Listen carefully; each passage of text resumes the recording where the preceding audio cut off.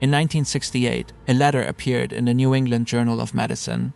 A doctor named Robert Ho Man Kwok described a strange set of symptoms he experienced after eating at Chinese restaurants. Numbness in the back of his neck, general weakness, and heart palpitations. He didn't know what caused it, but he had a guess. Something in the food. That letter, barely 3 paragraphs long, would go on to reshape how an entire civilization's cuisine was perceived for the next half-century.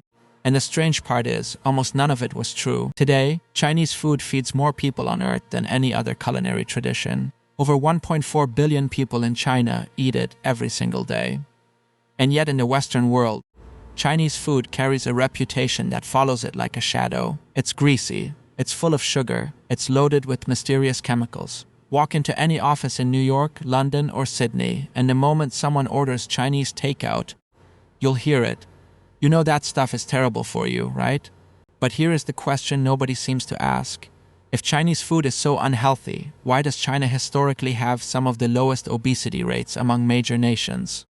Why did rates of heart disease and diabetes remain remarkably low in China for most of the 20th century? Until, that is, Western fast food arrived. Something doesn't add up. And to understand why, we need to go back to that letter in 1968 and unravel a story about science, culture, and a particular ingredient that became the world's most unfairly vilified food additive.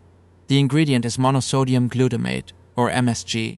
After Kwok's letter was published, the term Chinese restaurant syndrome entered the medical vocabulary almost overnight. The symptoms were vague: headaches, flushing, sweating, and they were attributed to MSG, which Chinese restaurants used liberally to enhance the savory depth of their dishes. The media ran with it. Newspapers printed alarming headlines. Consumers panicked. Within a few years, Chinese restaurants across America started hanging signs in their windows: no MSG. But here is what most people never learned. MSG is not some exotic chemical invented in a laboratory. It was first isolated in 1908 by Japanese chemist Kikunae Ikeda from kombu seaweed. It is the sodium salt of glutamic acid, an amino acid that occurs naturally in dozens of foods that Westerners eat without a second thought.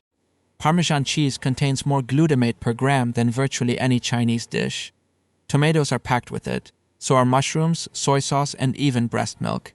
When you eat a bowl of tomato soup or sprinkle Parmesan on your pasta, you are consuming the exact same compound that supposedly made Chinese food dangerous. Nobody has ever reported Italian restaurant syndrome. The science is equally clear. In the decades following Kwok's letter, researchers conducted numerous double-blind, placebo-controlled studies on MSG.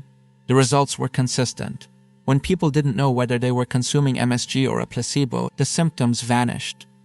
The FDA, the World Health Organization, and the European Food Safety Authority have all classified MSG as safe. A comprehensive review published in the Journal of the American Academy of Nurse Practitioners found no consistent evidence linking MSG to any of the symptoms attributed to Chinese restaurant syndrome. The entire panic was, from a scientific standpoint, baseless. So why did it stick? Because the myth landed on fertile ground that had been prepared by decades of cultural suspicion. Chinese immigrants began arriving in the United States in significant numbers during the mid-19th century, primarily to work on the Transcontinental Railroad. Almost immediately, they were treated with hostility.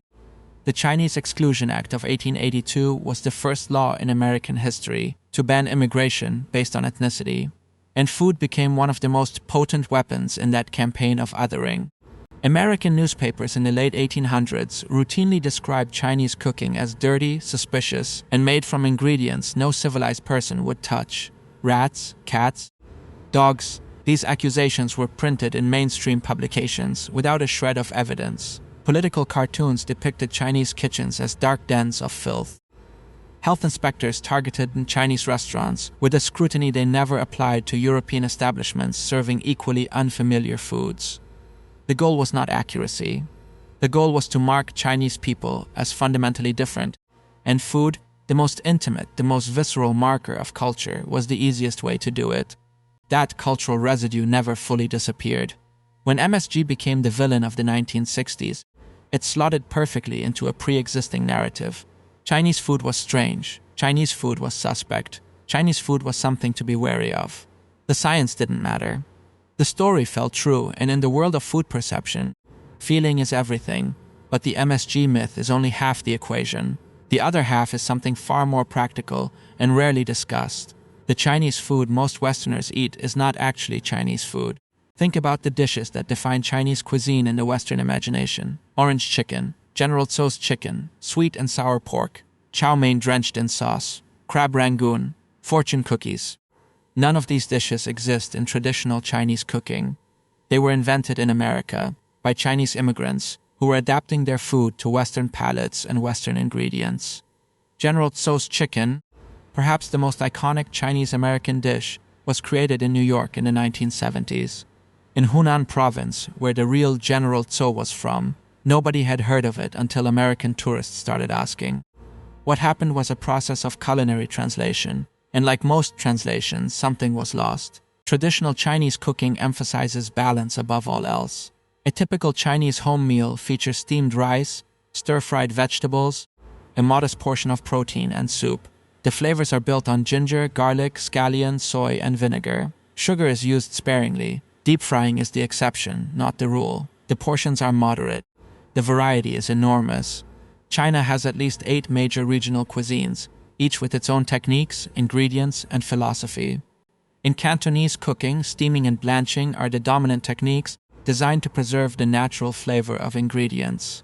In Sichuan cuisine, the complexity comes from layering spices, chili, Sichuan peppercorn, fermented bean paste, not from adding fat. In Yunnan, meals revolve around fresh herbs, wild mushrooms, and rice noodles in light broth. In Fujian, soups simmered for hours with medicinal herbs are considered essential to daily health. Chinese dietary philosophy, rooted in thousands of years of traditional medicine, has always emphasized harmony, balance between warming and cooling foods, between rich and light, between grain and green. But when Chinese restaurateurs arrived in the West, they faced a market that wanted cheap, fast, filling food. So they adapted. They added more sugar because Western palates expected sweetness. They deep-fried more because American diners equated crunch with quality. They increased portion sizes because American culture demanded abundance. They created a version of Chinese food that was, in many ways, more American than Chinese. And then Americans looked at this adapted, distorted version and concluded that Chinese food was unhealthy. It is like judging French cuisine entirely by eating at a fast food crepe stand in a tourist district. You're not evaluating the cuisine, you're evaluating the compromise. The numbers tell a revealing story. A standard order of General Tso's chicken from an American Chinese restaurant contains roughly 1,300 calories and 11 grams of sugar. A traditional Cantonese steamed fish with ginger and scallion contains about 250 calories and virtually no added sugar. These are not the same food tradition. They are barely related. Yet in the Western mind, they occupy the same category, Chinese food. And this is where the story takes an ironic turn. While the West was busy labeling Chinese food as unhealthy, China itself was experiencing a genuine public health crisis, caused not by traditional Chinese cooking but by the arrival of Western food.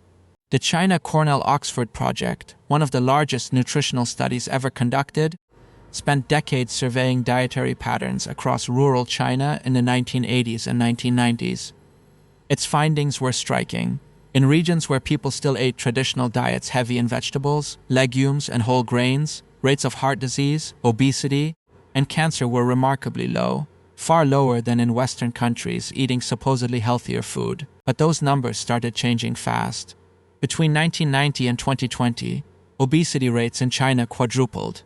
Diabetes became an epidemic, growing from around 1% of the population in 1980 to over 12% by 2020. The culprit was not dumplings or congee or stir-fried greens. It was the explosion of Western fast food chains, processed snacks, sugary drinks, and a shift away from traditional home cooking toward convenience food modeled on Western patterns. McDonald's opened its first restaurant in mainland China in 1990. By 2025, there were over 6,000 locations. KFC became the largest restaurant chain in the country, larger even than in the United States. Coca-Cola and Pepsi saturated the market. Pizza Hut repositioned itself as a fine dining experience for young urban Chinese.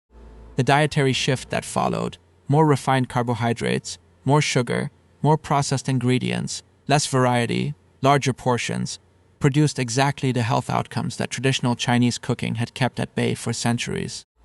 So the Western world looked at Chinese food through a lens distorted by MSG panic, cultural prejudice, and a version of the cuisine that Chinese people themselves wouldn't recognize. Meanwhile, the actual threat to Chinese health was coming from the opposite direction, from the West itself. This does not mean that all Chinese food is automatically healthy, of course. Any cuisine can be prepared in ways that are nutritionally excessive. A plate of fried noodles swimming in oil is not a model of balanced eating, regardless of its country of origin. But the blanket label of unhealthy that the Western world has applied to Chinese food for decades has never been a scientific judgment. It has been a cultural one, shaped by a debunked medical scare, reinforced by racial prejudice, and confirmed by a version of the cuisine that was engineered to meet Western appetites in the first place. The real Chinese food, the food that sustained one of the world's oldest civilizations through millennia, was built on principles that modern nutritional science is only now catching up to. Eat more vegetables. Use a wide variety of ingredients. Steam and stir-fry instead of deep frying. Eat in moderation. Balance every meal. These are not radical ideas. They are the foundation of what every nutritionist in the Western world now recommends.